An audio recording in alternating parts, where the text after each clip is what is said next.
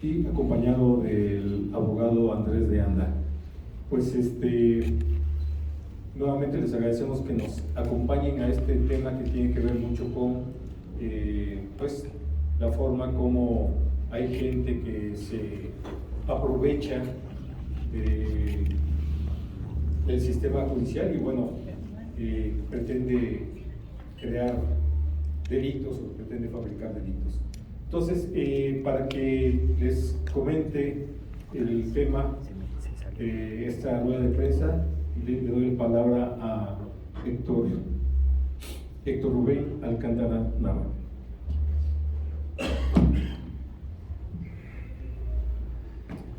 Muy buenos días a todos. Buenos días a todos los representantes de los medios de información. Gracias por acompañarme en esta rueda de prensa, por acompañarme en este evento que para mí significa mucho. Hoy estoy aquí para recuperar mi nombre, mi dignidad y mi verdad. Hace 5 años fui acusado falsamente de un delito que jamás cometí. Fui señalado de extorsión y amenazas por Luis Gonzalo N. y Rodrigo Antonio N. en un montaje perverso planeado con alevosía, con la intención de arrebatarme mi patrimonio, mis negocios y destruirme personal y profesionalmente. Fui expuesto públicamente a través de medios de comunicación que confiaron ciegamente en las palabras de Rodrigo Antonio N. o que recibieron un pago para participar, quizás sin saberlo, en este montaje. Fui perseguido legalmente y dañado moral y económicamente de forma brutal, a tal grado que hoy aún sufro las consecuencias de dicha cacería. Mientras ellos tejían una trampa, yo tuve que enfrentar una pesadilla que parecía no tener fin. Demandas, juicios, desprestigio, pérdida de utilidades, de tiempo y lo más doloroso, la injusticia de ver a mi gente cercana también lastimada. Mi chofer, Isaac Herrera, fue detenido en una trampa absurda y lo mantuvieron preso durante 9 meses sin justificación real. Todo esto como parte de un plan para que yo cediera mis acciones, permisos, licencias, propiedades, como condición para desaparecer un expediente fabricado con mentiras. Gracias a la ley, a mi equipo legal y al tiempo que siempre pone las cosas en su lugar, hoy puedo decir con la frente en alto que la verdad salió a la luz. El Ministerio Público determinó que las acusaciones eran inverosímiles. Posteriormente, ante la revisión del no ejercicio de la acción penal solicitada por la parte acusadora, estos 2 hermanos, el juez también resolvió que el delito jamás existió como lo narraron los denunciantes. Y finalmente la justicia sentenció a Luis Gonzalo N. y a Rodrigo Antonio N. por el delito de falsedad ante autoridades, con más de 5 años de prisión y una multa ejemplar. Así hoy la misma justicia que me persiguió me reconoce como víctima. Soy un empresario que ha trabajado con esfuerzo y que fue traicionado por quienes, cegados por la avaricia, intentaron despojarme de todo, lejos de ser un criminal como lo quisieron fabricar para quitarme todo lo que tengo. Hace un mes el juez y los hechos me dieron la razón. Luis Gonzalo N. y Rodrigo Antonio N. hicieron un montaje mediante el cual no solo atentaron contra mi libertad, también quisieron robar mi identidad, mi paz y mi futuro. Hoy no hablo solo por mí, hablo por todos aquellos que han sido víctimas de acusaciones falsas, de trampas legales, de la maldad disfrazada de justicia, porque levantar una mentira ante la ley es un crimen, y porque no podemos permitir que la impunidad se normalice. Agradezco profundamente y con mucha emoción a quienes confiaron en mi inocencia, a mi familia, a mis amigos, a mis abogados y a cada persona que no se dejó llevar por los titulares, sino por los hechos. Todos ellos creyeron en mí, todos ellos confiaron en lo que les he demostrado a lo largo de muchos años de mi paso por la vida, porque fue lo que me enseñaron mis padres y es lo que siempre he cosechado en mi familia. Hoy cierro una parte de este capítulo con la verdad en mis manos y con la determinación de seguir adelante. También hago saber mi compromiso de usar esta experiencia para impulsar reformas, acciones o iniciativas que prevengan el uso corrupto del sistema judicial para fines personales. A los representantes de los medios de comunicación, gracias por estar aquí. A la sociedad, gracias por escucharme. Y a Luis Gonzalo N. y a Rodrigo Antonio N. les digo, la justicia los alcanzó, porque la verdad no se puede ocultar para siempre. Hoy Luis Gonzalo N. y Rodrigo Antonio N. han sido sentenciados. Tienen medidas cautelares desde hace más de 3 años y deben acudir a firmar una vez al mes. También tienen una orden de restricción, es decir, no se pueden acercar a mí. Aún así continúan con el golpeteo mediático, todos los días en sus redes sociales y cualquier lugar público. Por este motivo, hoy frente a ustedes quiero decir que temo por mi vida y la de toda mi familia. Porque si por ambición fabricaron un burdo presunto delito, no sé qué más pueden hacer hoy que la justicia me dio la razón. Por ese motivo, públicamente quiero hacer responsables a Luis Gonzalo N. y a Rodrigo Antonio N. por cualquier cosa que pudiera sucedernos a mí, a mi familia y a mis negocios. Muchas gracias. Cedo la palabra a mi abogado, el doctor en Derecho Penal, Andrés Iván de Anda Juárez, representante del despacho que me acompaña en esta aventura jurídica. Él dará un resumen del caso y responderá las preguntas de carácter técnico-legal. Buenos días a todos. Muy buenos días a todos, gracias por estar aquí. En realidad, ahora que me presentó el señor y el empresario Héctor Alcántara, mi nombre no es importante. Yo vengo a representar un equipo jurídico que más allá de mi persona ha trabajado este asunto por más de 5 años continuos y del que les vengo a exponer un poco.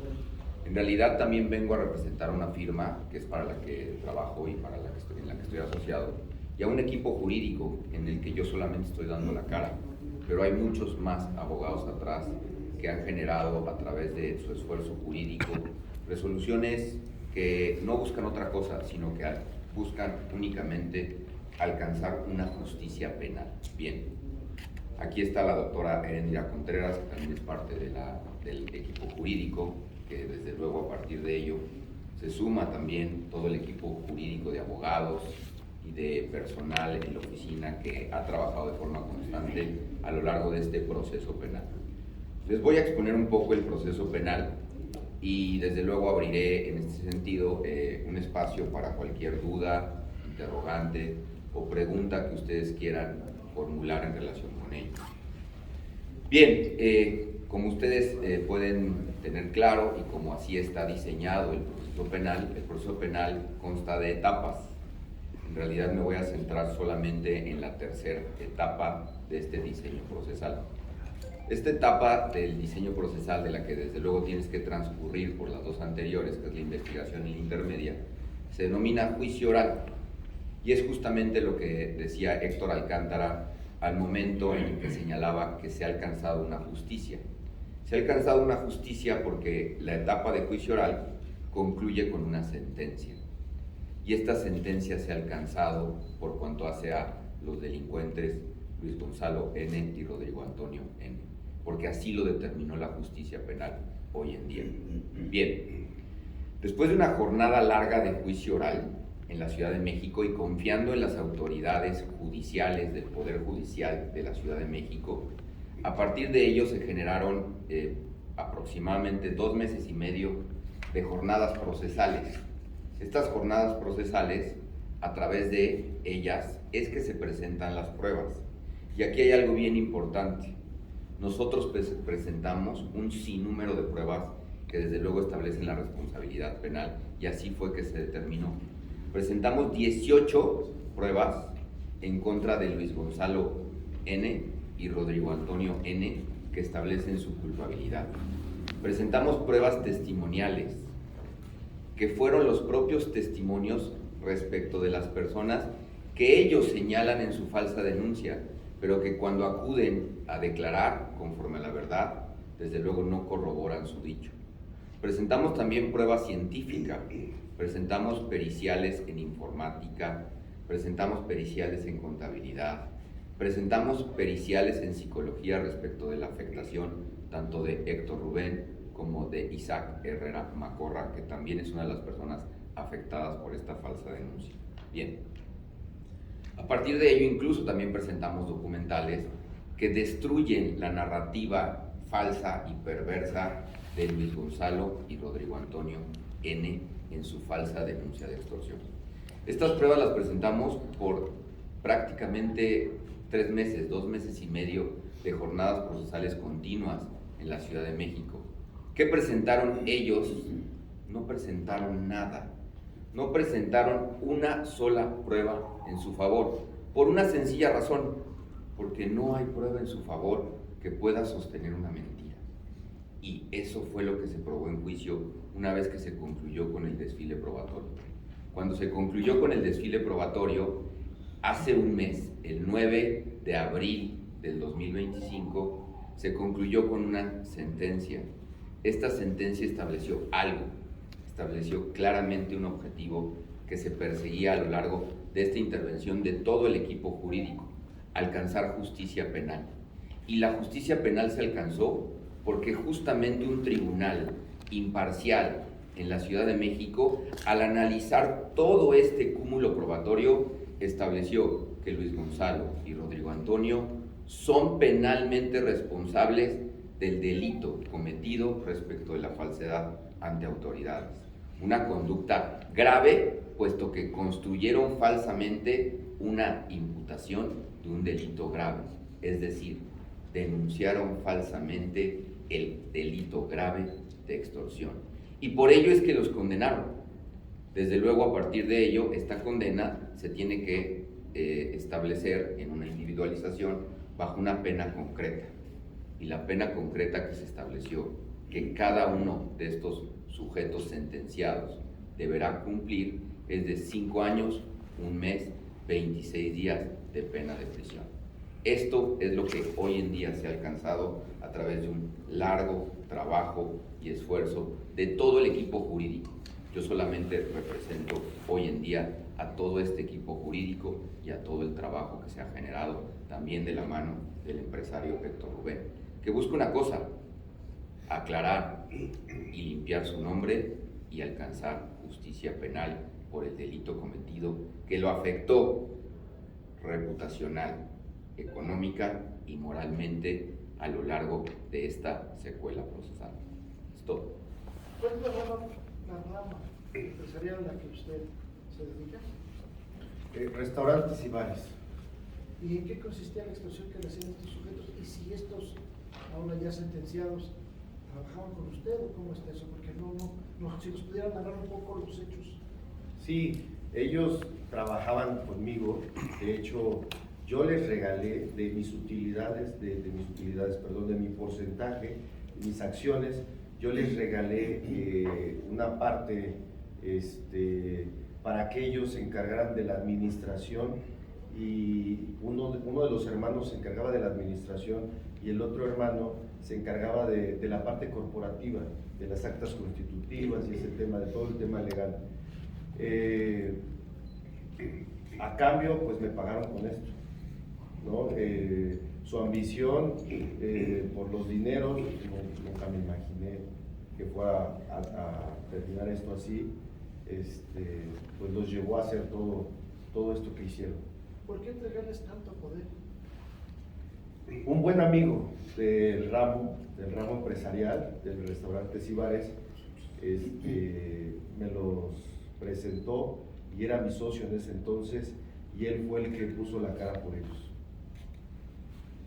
Siendo empresario de esta cadena de restaurantes, bares, confiar en alguien que no conocía, no contaba usted o no cuenta con gerentes, con administradores o con alguien que tenga la administración general de sus negocios. No sé cómo confiarle a alguien así de cómo se lo presentan.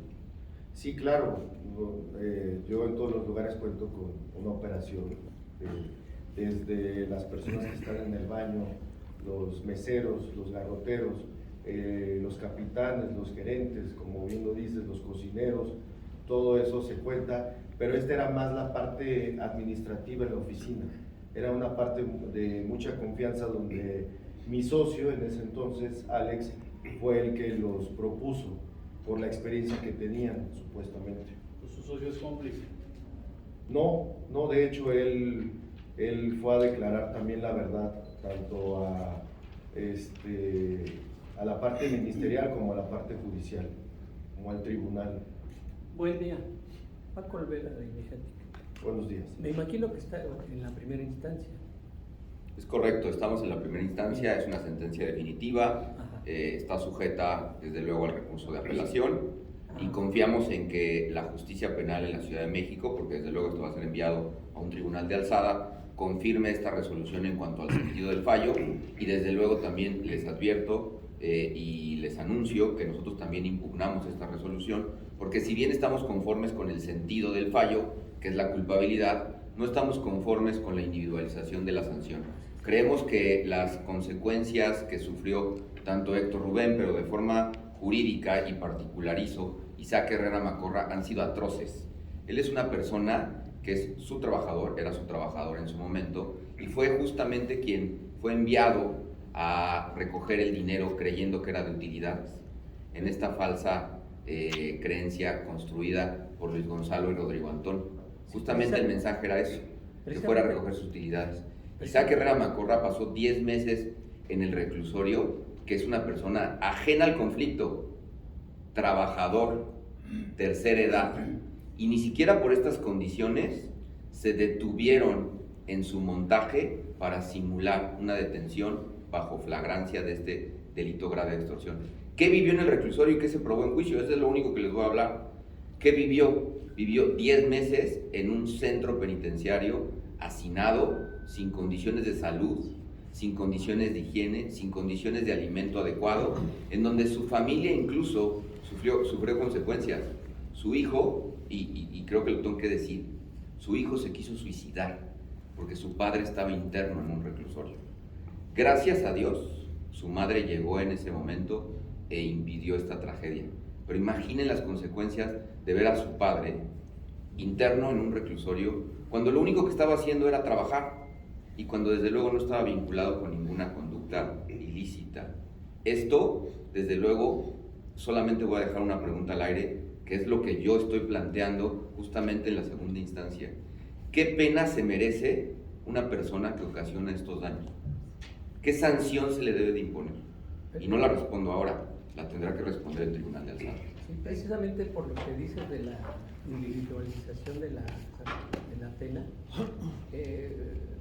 para permanecer en prisión son 5 años y bien, los cumple, pero como bien lo dices, les parece que es indebida por el daño causado, pero no solo por ello, sino por el tipo del delito que cometieron y por el hecho de que en la revisión que me acabas de contestar, también te lo iba a preguntar, pero ya lo dijiste, pues pueden revertirle y lograr ellos su libertad, porque rebasa con unos meses y unos días el hecho de que pudieran estar en libertad.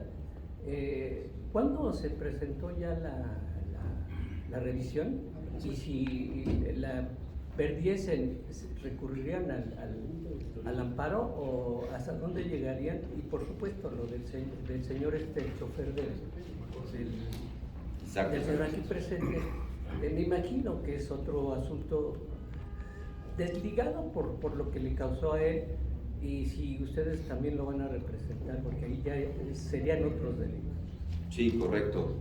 Desde luego, mi intervención en este equipo jurídico es solamente en sede penal. Entonces, yo no estoy representando en otras materias, por así llamarlo. Sin embargo, desde la óptica penal sí les puedo responder todas estas interrogantes. En realidad, todas las partes procesales en el sistema penal se han identificado como 5: Ministerio Público, desde luego las personas sentenciadas, su defensa, las víctimas o víctimas y el asesor jurídico, que es quien los representa. En este caso, todas las partes técnicas han interpuesto el recurso de apelación. ¿Esto qué significa? Que se va a enviar a un tribunal de alzada, que es una sala del Tribunal Superior de Justicia de la Ciudad de México, y ellos, con libertad jurídica, que se denomina plenitud de jurisdicción, van a revisar justamente la sentencia emitida por un tribunal de enjuiciamiento. A partir de esto lo tienen que revisar bajo los aspectos argumentativos que se denominan agravios que cada una de las partes técnicas presenta. Estos agravios es la parte del argumento que las partes justamente presentan para que se revise en este estudio de legalidad. Y si en esta resolución, una vez que se emita, que desde luego confiamos en la justicia penal de la Ciudad de México y confiamos que a partir del análisis minucioso que se haga del caso, van a considerar desde la óptica de nuestros argumentos que la individualización de la sanción no corresponde con el daño causado. A partir de ello, desde luego, consideramos que lo que sucederá, porque así confiamos en las autoridades jurisdiccionales, es que van a incrementar el grado de culpabilidad y con ello van a incrementar la punibilidad establecida. Pero si no es así, desde luego acudiremos a todas las instancias legales que desde luego se establezcan en el diseño procesal penal. Y como ustedes saben, si no es así, desde luego tenemos un mecanismo de control constitucional que es un amparo en vía directa, a partir del cual se puede revisar ahora la constitucionalidad de esta resolución que en su momento se emita por el Tribunal de Alzada. Así que agotaremos todas las instancias en búsqueda y en pro de la justicia penal, tanto para Héctor Rubén Alcántara Nava como particularmente para Isaac Herrera Macorra, que ha sufrido afectaciones atroces a partir de esta falsa denuncia de Luis Gonzalo y Rodrigo Antonio N.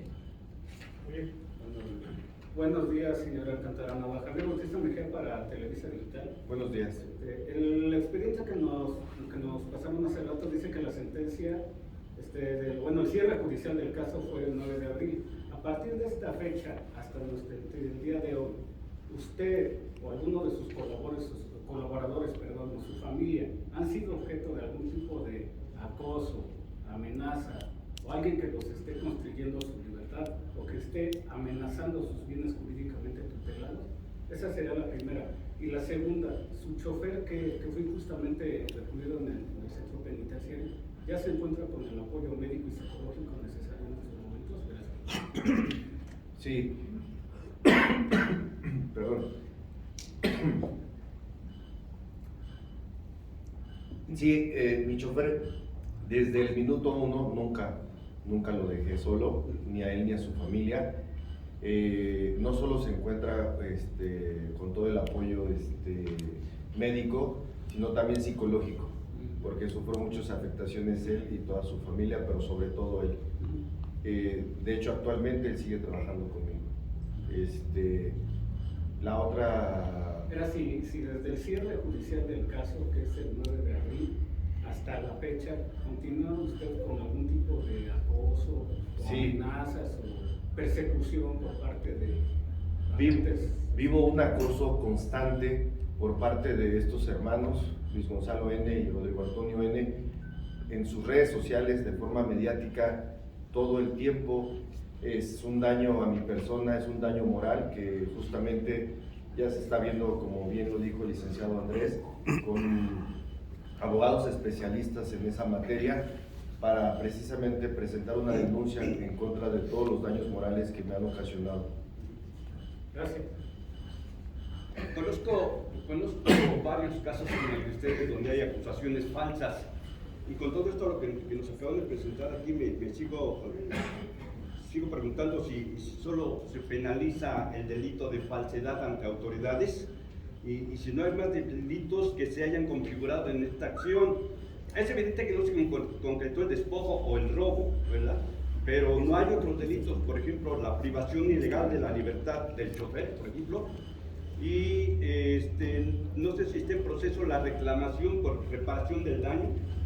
Y finalmente, ¿qué tipo de reforma judicial promoverían para evitar casos como este?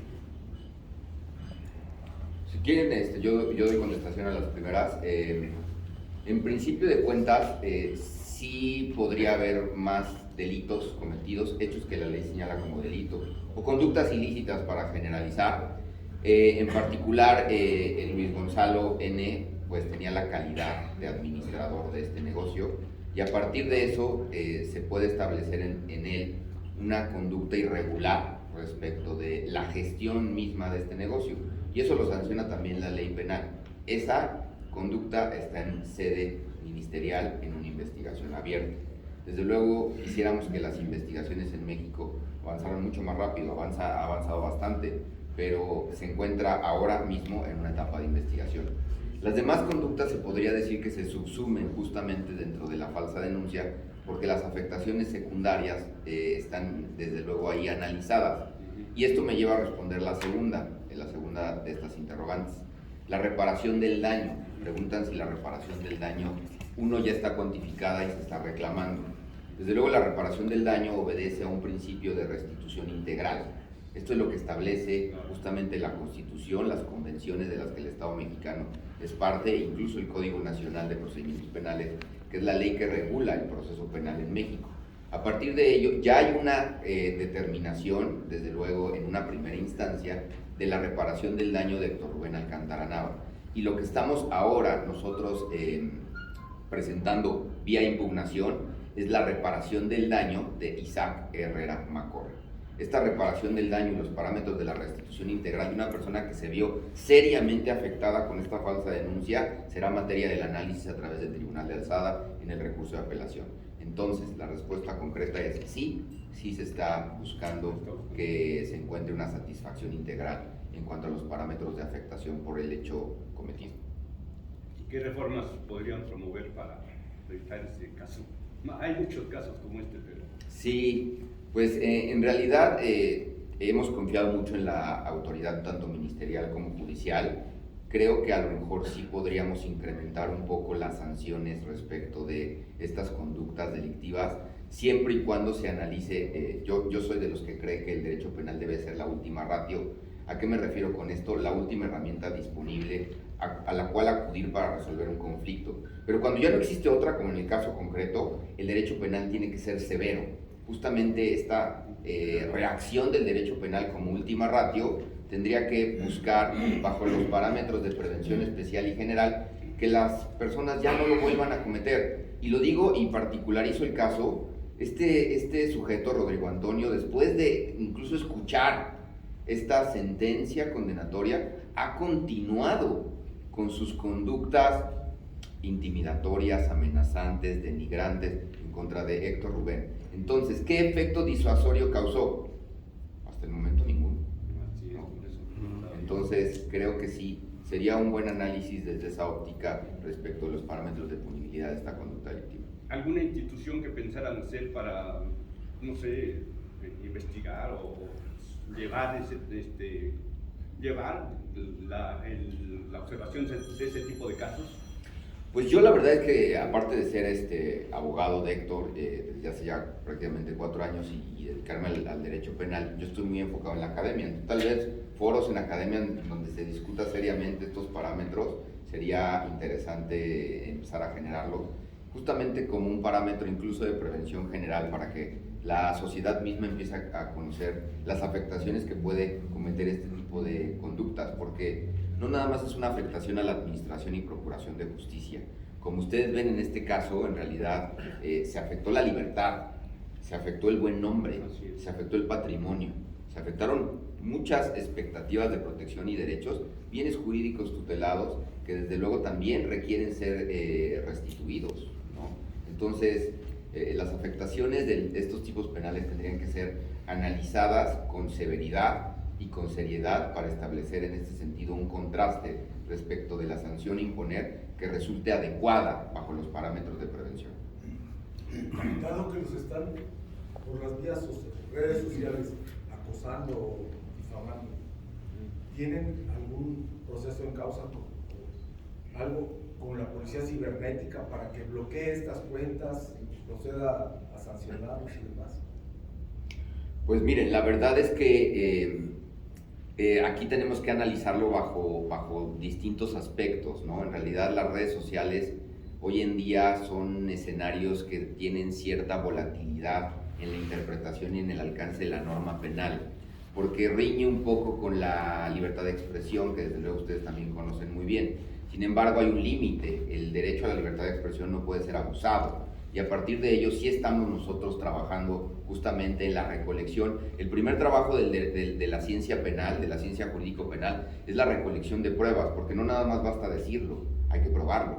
Y a partir de eso, la recolección de medios de convicción es el primer trabajo que se encuentra generándose justamente por este equipo jurídico. Estamos en ello.